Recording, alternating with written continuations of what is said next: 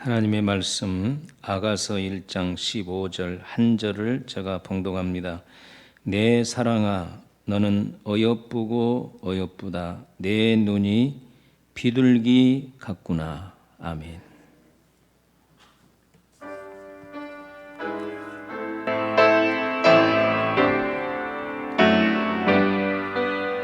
너의 생명 들으니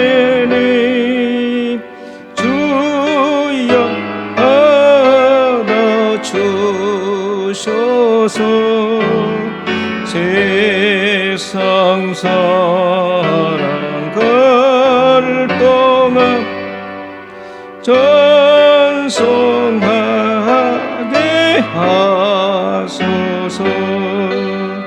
손과 발을 들이니 주여 받아주소서. 주의 이름 위하여 민첩하게 하소서. 나의 보화들에게 주여 받아주소서. 하늘나라 위하여 주 뜻대로 쓰소. 하늘나라 위하여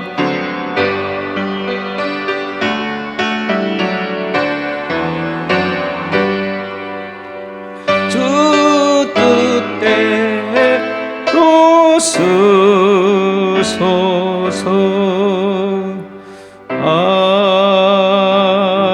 아멘. 하나님은 살아계십니다. 언제나 우리의 기도에 응답하십니다. 당신 때문에 나는 행복합니다. 예수님은 곧 오십니다. 예수 믿는 목적은 천국 가기 위함입니다. 하나님은 살아계신단 말을 9년 동안을 했으니까 분명히 우리 재단에 이제 살아계신 증거들이 나타날 것입니다. 지금 아가서 사랑받는 성도 세 번째 오늘 말씀을 드립니다. 미국에는 굉장히 미국 사람들이 미식 축구와 야구를 좋아합니다. 그래서 미국에서 운동선수로 출세하려고 하면 야구 선수가 되어야 됩니다. 그런데 야구 선수로서 704개의 홈런을 기록한 베이 루스라고 하는 사람이 있습니다. 그는 1895년 미국 볼티모어 시의 빈민가에서 태어났습니다. 소년 시절은 얼마나 이 아이가 남봉꾼인지 감당을 못했어요. 주위도 감당을 못하고 부모도 감당을 못해서 불량 소년들만 키우는 교육기관에 의탁을 했습니다. 그 교육기관은 세인트 메리 공의학교입니다. 그런데 그 학교에 가서 이 베이 루스라고 하는 야구 선수가 변화가 일어났습니다.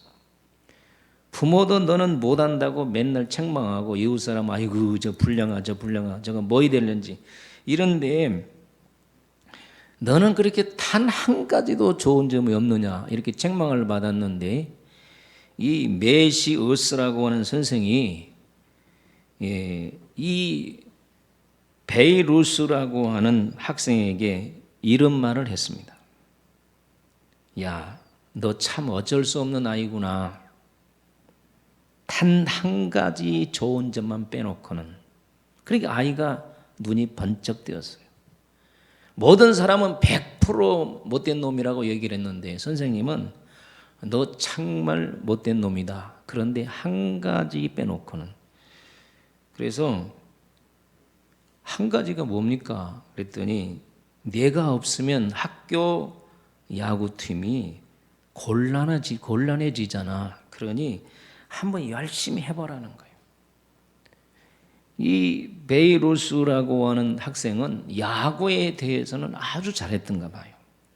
그래서 그 선생님의 칭찬 한마디를 듣고 내가 유명한 야구 선수가 돼야지 하고 밤낮으로 야구 방망이를 두드리는 가운데 전설적인 홈런 왕이 되었던 것입니다.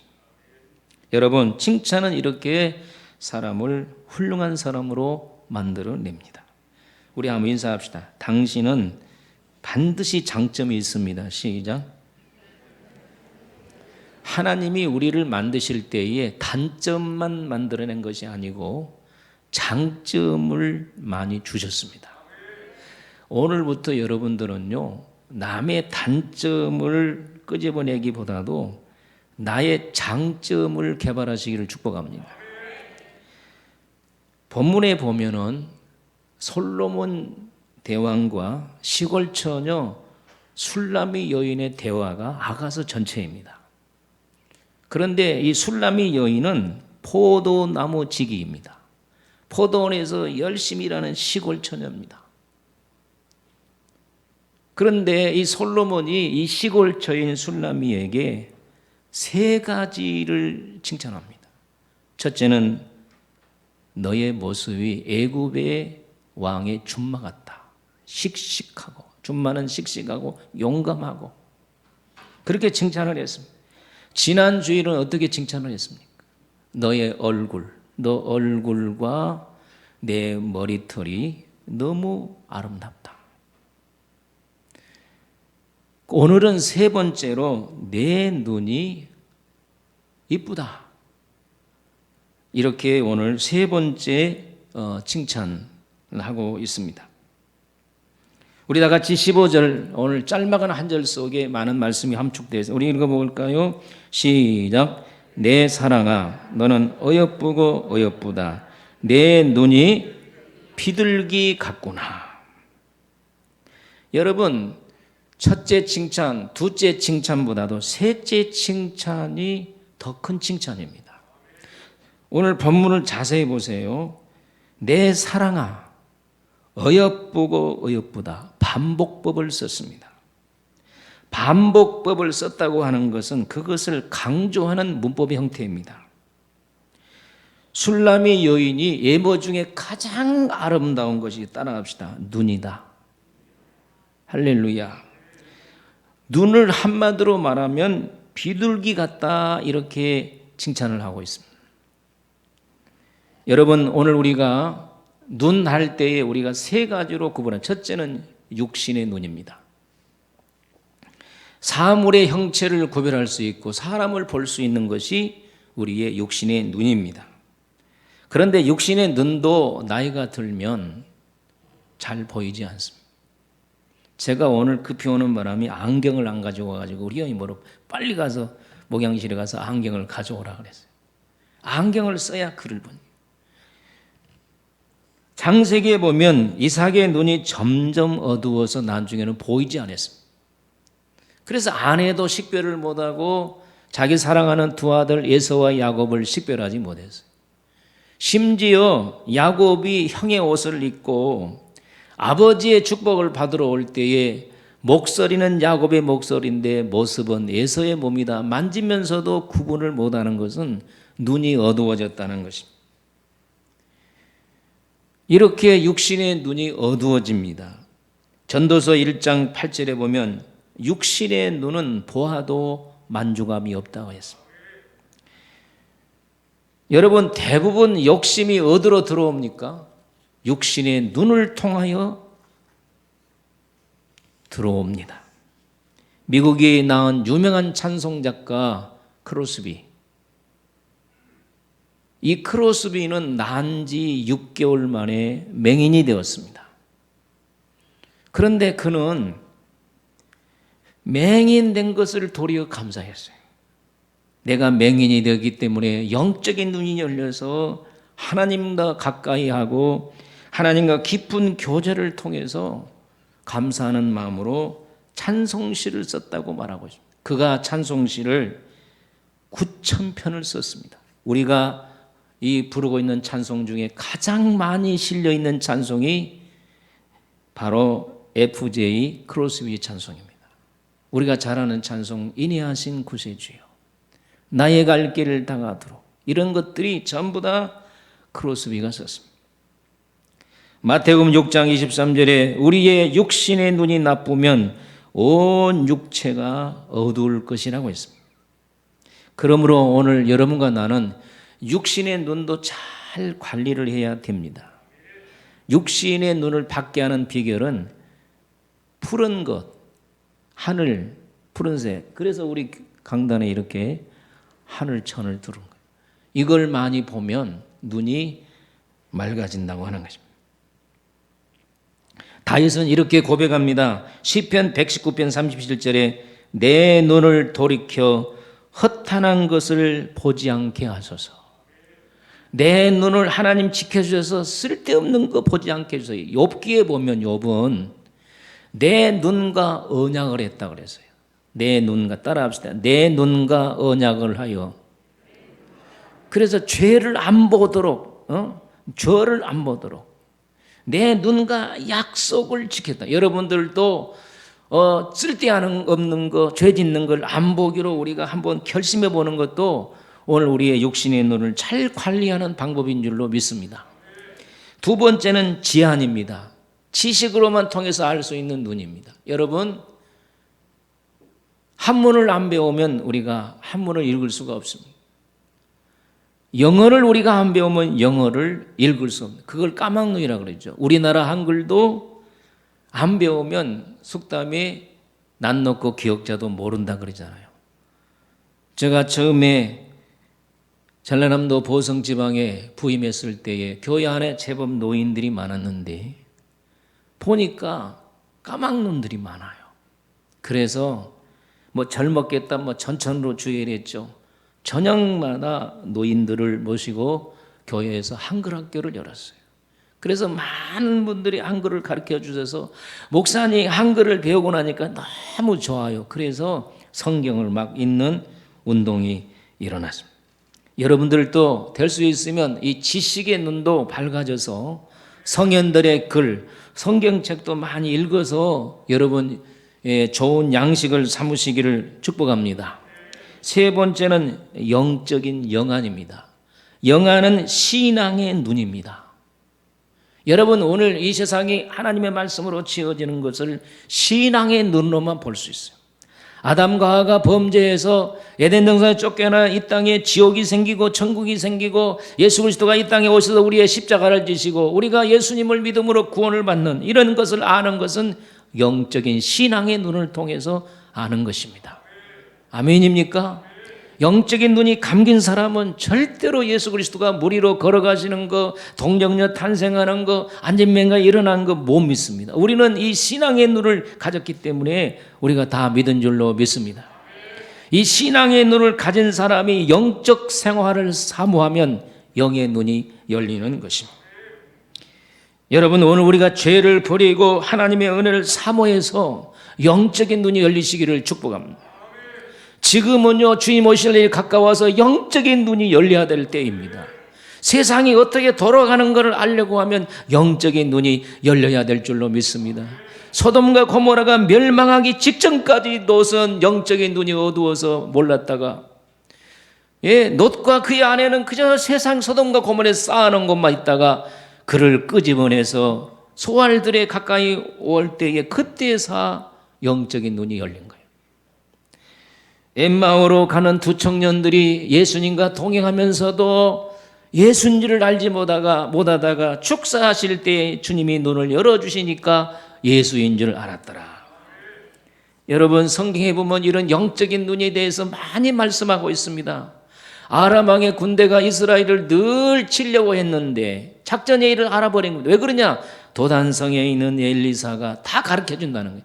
그러면 도단성에 있는 엘리야를 잡아오라. 그래서 아람 군대가 많은 군대를 동원하여 도단성을 에워쌌습니다. 어느 날 게하시가 밖에를 나가 보니까 많은 아람 군대가 있어요. 놀래가지고 선생님 큰일 났습니다. 지금 아람 군대가 우리를 잡으러 왔네요. 그때에 엘리사가 게하시를 보면서 안타까운 마음으로 한번 따라합시다. 주여, 게하시의 눈을 열어 보게 하옵소서. 그랬더니 영안이 쫙 열리니까 하나님 나라에 그 공중에 불말과 불병거가 있는 줄로 믿습니다. 여러분, 우리가 예배드리면 예수님께서 이곳에 오시는 걸 믿으시기를 바랍니다. 아멘. 어떤 분이 그런 얘기를 하더라고. 제가 강단에 딱 섰는데 예수님이 오시더니 딱 저의 얼굴과 포개지면서 예수님이 말씀을 하시더라는 거예요.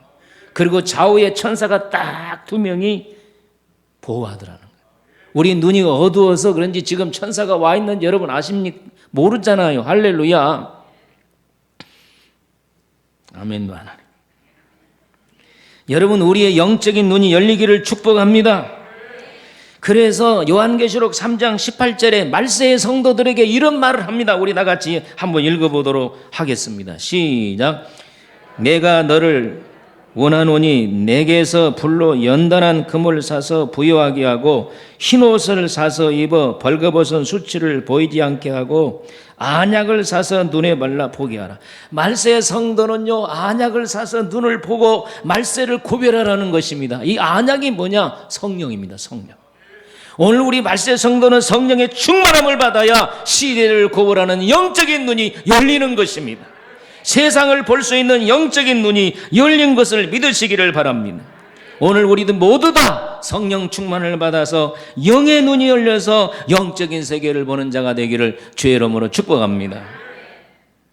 본문에 보면 솔로몬 대왕이 술람의 여인을 향해서 내 눈이 비둘기 같다라고 칭찬을 합니다. 4장 1절에도 내 속에 있는 내 눈이 비둘기 같고 5장 12절에도 눈은 시냇가의 비둘기 같다 이렇게 말. 그러면 왜 솔로몬 대왕이 술람의 여인에게 내 눈이 비둘기 같다고 이렇게 칭찬을 했을까요?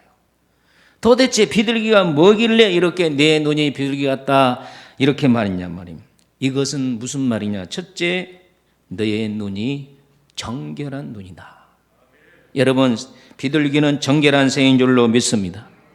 더러운 것을 싫어하는 것이 비둘기입니다. 창세기 8장 8절에 보면 노아가 홍수가 끝난 후에 창문을 열고 까마귀를 내놨더니 까마귀는 돌아오지 않았습니다. 왜냐하면 시체 썩은 걸 먹기 때문에. 그러나 비둘기는 돌아왔어요. 왜 그렇습니까? 비둘기는 썩는 거 먹지 않습니다. 사랑하는 성도 여러분, 오늘 우리 번성 식구들은 세상에서 썩는 것을 먹는 자가 되지 맙시다. 우리의 눈은 비둘기같이 깨끗한 눈이 되기를 예수님의 이름으로 축원합니다. 여러분들이 사람을 볼 때요, 보는 법을 가르쳐요. 제일 먼저 얼굴을 먼저 보잖아요. 저 보세요. 사람을 우리가 식별할 때 얼굴을 보고요, 다른 데 보지 마세요. 눈을 먼저 보세요. 눈이 정말로 맑는 눈인가? 여러분, 눈이 맑은 사람은요, 심령도 맑습니다. 모든 눈에가 그의 신앙이 다 들었어요. 근심이 많은 사람은 눈이 흐리멍텅해요. 걱정이 많은 사람은 눈이 어딘가 모르게 총기가 없어요. 오늘 우리 번성교회 식구들은 눈이 반짝반짝 빛나지기를 주의 이름으로 축원합니다. 할렐루야. 눈이 나쁘면 마음이 청결하지 않습니다. 마음이 청결한 사람은 자동적으로 눈이 좋게 되어 있습니다. 사도 바울은 고린도 교회인들에게 이렇게 말합니다. 내가 너희들을 정결한 처녀로 그리스도에게 중매하기를 원한다. 저도 그렇습니다. 우리 사랑하는 번성 식구들이 세속에 물들지 아니하고 세상에 빠지지 아니고 정결한 처녀가 되어서 신랑이신 그리스도에게 중매해 주기를 축복합니다. 요한계시록 14장에 보면 시온산에 14만 4천이 섰는데 그분들의 특징을 말하고 있는데 우리 다 같이 4절 5절을 한번 읽어보겠습니다. 시작. 이 사람들은 여자와 더불어 더럽히지 아니하고 뭐하는 자라? 순결한 자라 그랬어요. 하늘나라에 있는 성도들은 깨끗한 자라.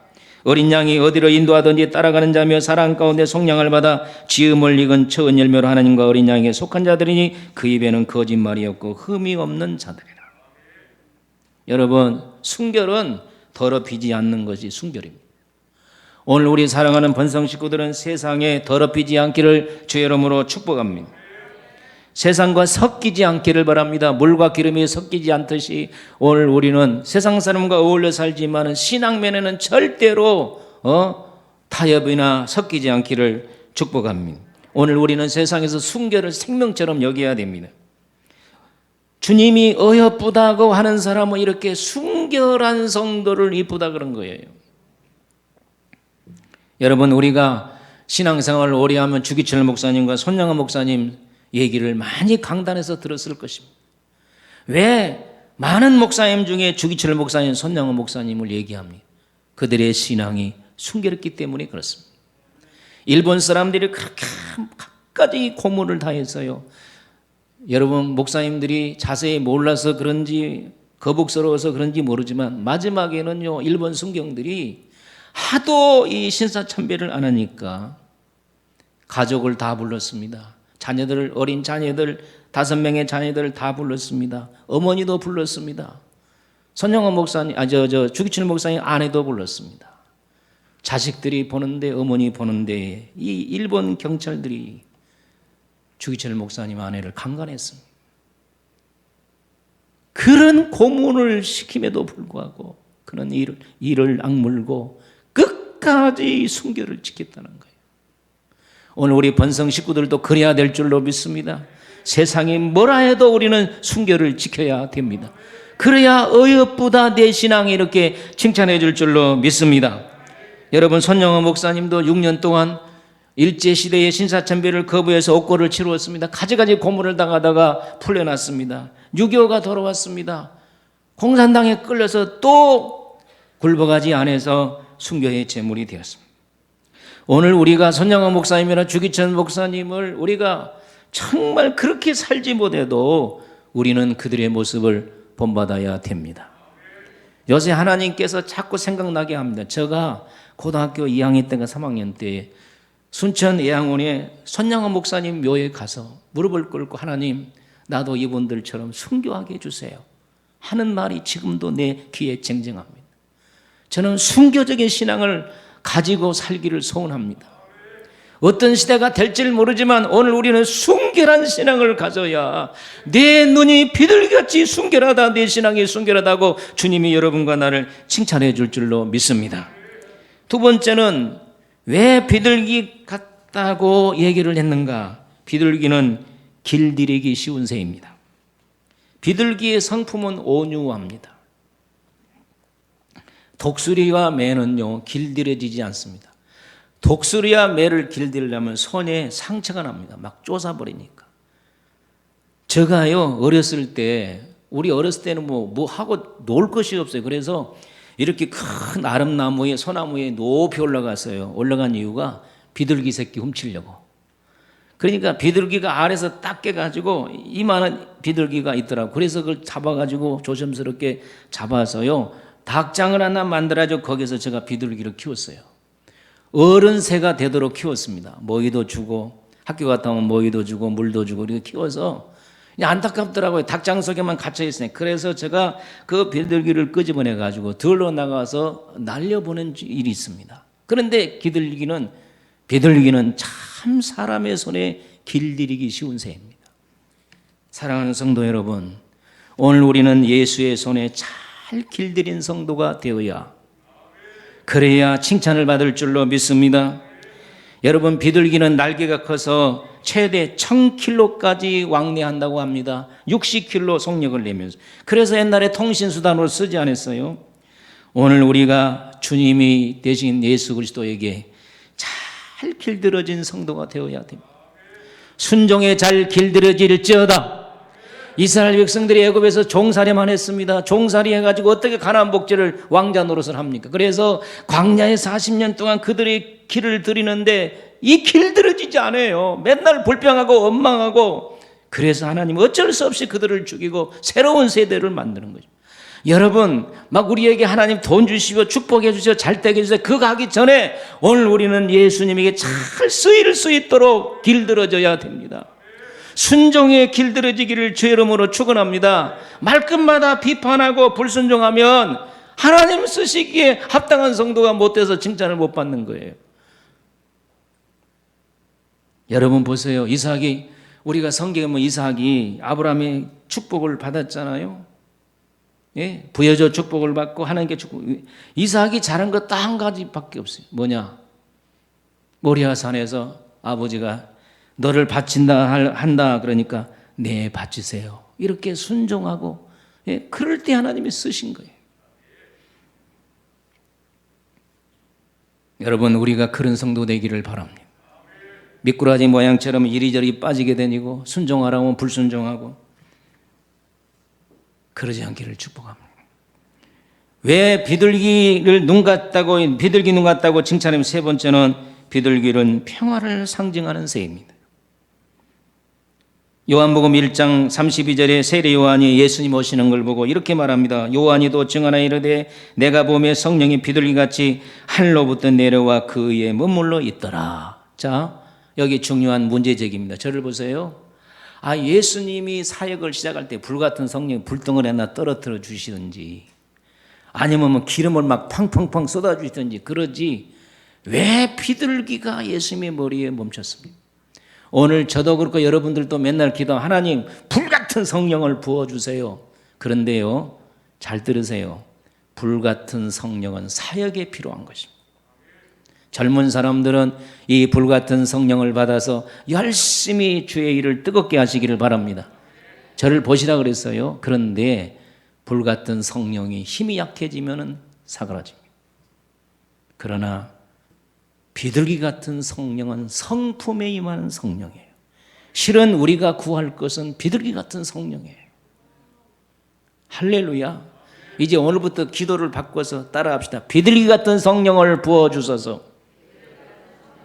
이 성령을 받은 사람은 괴팍한 사람도 강팍한 사람도 온순해진 사람이 될 줄로 믿습니다. 온유한 사람이 될 줄로 믿습니다. 겸손한 사람이 될 줄로 믿습니다. 예수님의 사역이 너무 힘들고 어렵기 때문에 하나님께서 비둘기 같은 성령을 부어주셔서 그의 성품을 더 온순하게 하고 온유하게 하고 참게 만져서 십자가를 지게 하시는 겁니다.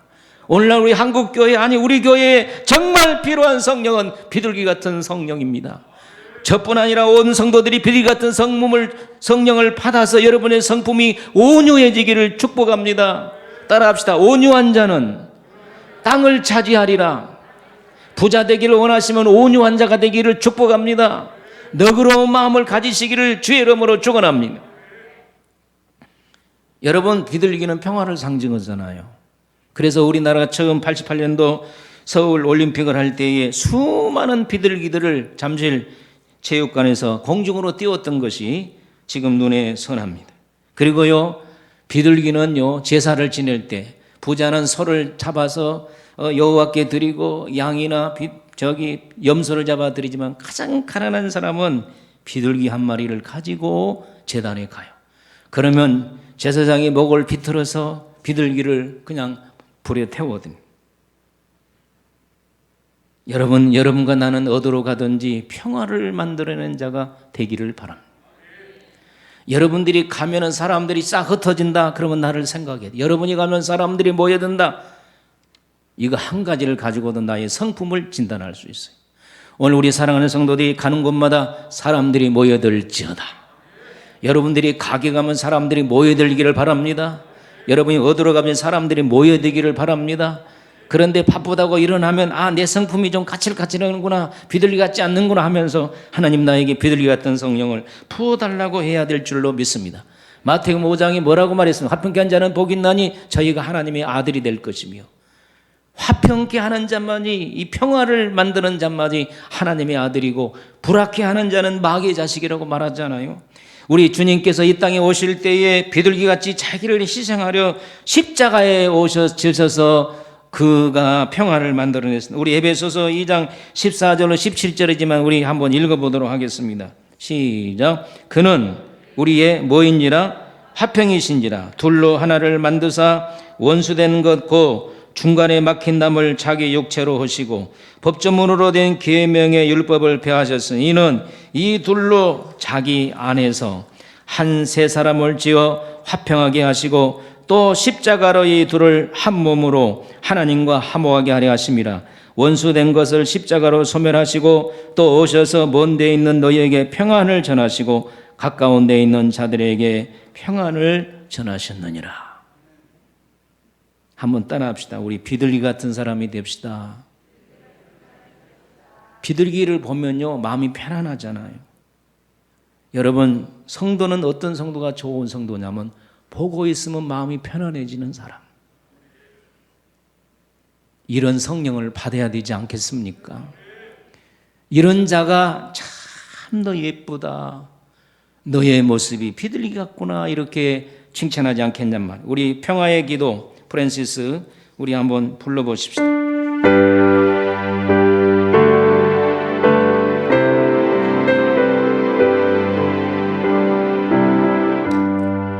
주여 나를 평화의 도구로 써주소서.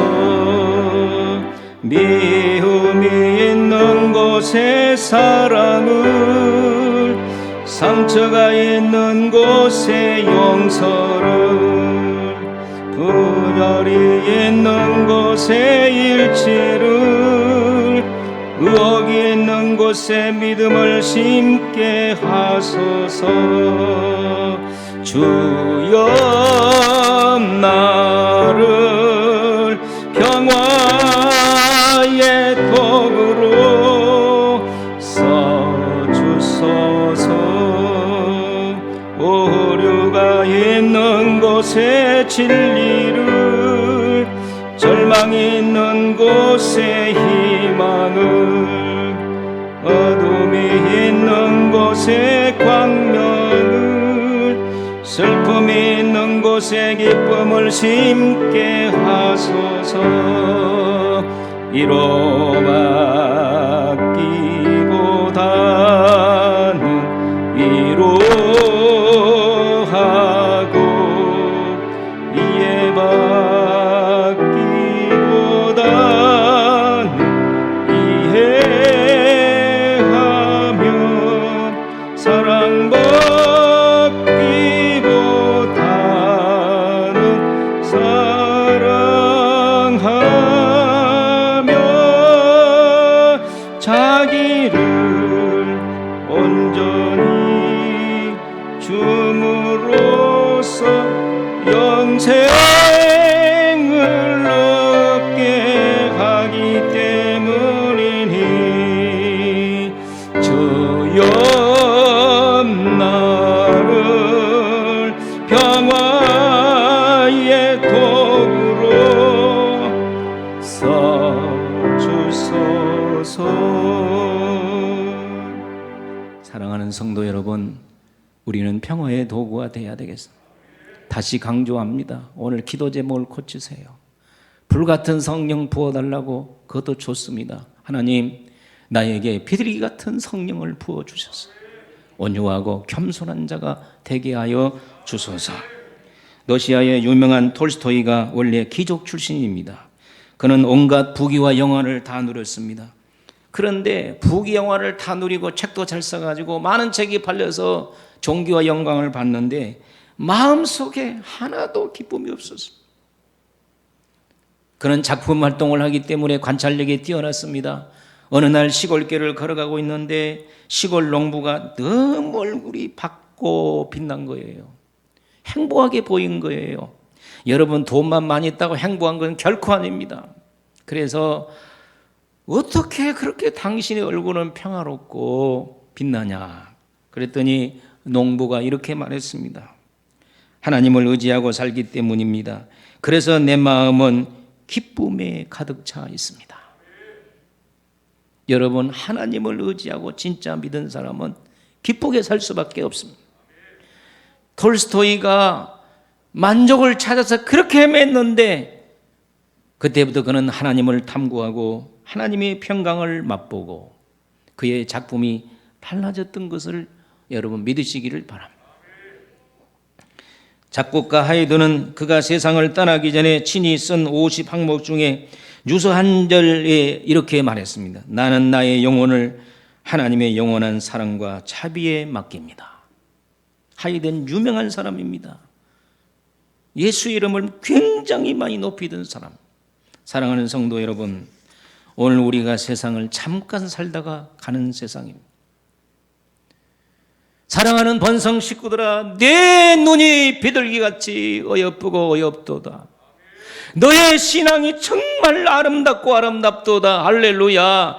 내 눈을 보니까 내 신앙이 비둘기같이 순결하구나. 너는 정말 하나님에 대해 잘 길들이는 성도이구나. 그리고 너는 어디로 가든지 평화를 잘 만들어내는 성도이구나. 이렇게 칭찬받는 성도들이 되기를 예수님의 이름으로 축복합니다. 하나님 아버지 은혜와 사랑을 진심으로 감사합니다. 주님의 칭찬받는 성도가 되게 하소서. 예수님의 이름으로 기도하옵나이다. 아멘.